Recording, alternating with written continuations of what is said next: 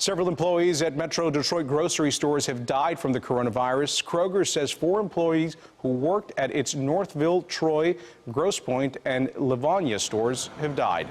Meijer says 4 of its employees died as well, but provided no additional details. Both grocery chains have provided grief counselors for its employees.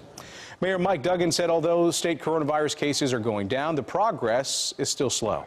We have to stay with this so diligently until we completely break the back of this virus.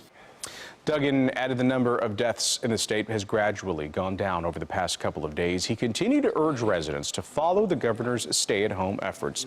With COVID-19 still on the rise in Michigan, the virus seems to be more prevalent in certain communities. Governor Whitmer is taking action to address racial disparities when it comes to the virus. CW50's April Morton has more.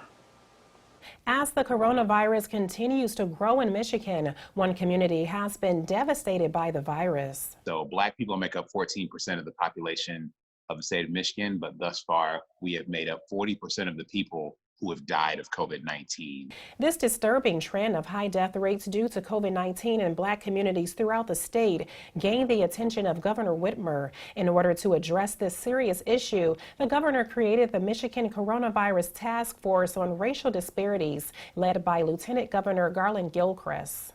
To bring together a set of medical and public health experts, as well as stakeholders in the community, to think about how we can directly and specifically work to decrease this mortality rate amongst Black people and people of color. Gilchrist says there are several contributing factors that puts Black and minority communities at a higher mortality rate, one being pre-existing conditions that has plagued Black communities for generations, like diabetes and high blood pressure. Also, lack of proper health care and environmental factors. Gilchrist says he has experienced these disparities firsthand. I've lost 15 people in my life to COVID-19, and I have other friends and family members who have tested positive or who are in the hospital.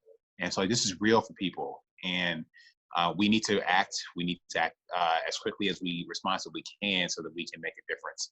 Gilchrist says every day matters in this pandemic, and he wants to put intervention on the ground quickly. The task force will meet twice a week starting tomorrow. In Detroit, April Morton, CW50 News at 10. Governor Gretchen Whitmer facing heavy backlash over her COVID-19 response, and now many want to see her out of office.